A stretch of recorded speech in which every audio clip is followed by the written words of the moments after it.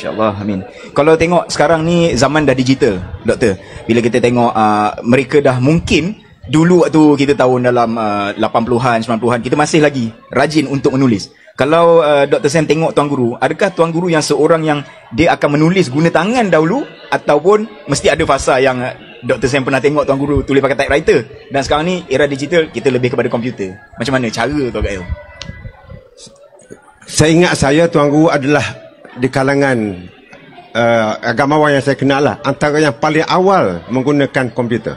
Oh, insyaAllah. Pada zaman mula-mula Apple sampai ke Malaysia, Tuan Guru adalah antara yang paling awal yang ada komputer, dan dia ada tutor khas daripada yang mahir yang mengajar dia cara menggunakan komputer.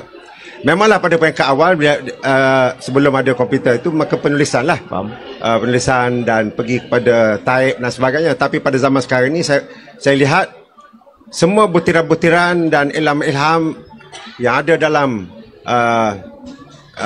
benak fikiran Tok Guru terus masuk ke dalam komputer. Sebab itulah komputer ataupun notebook yang ada di kalangan di sebelah beliau itu senantiasa kena ada bateri lah kalau di luar daripada kawasan yang ada plug.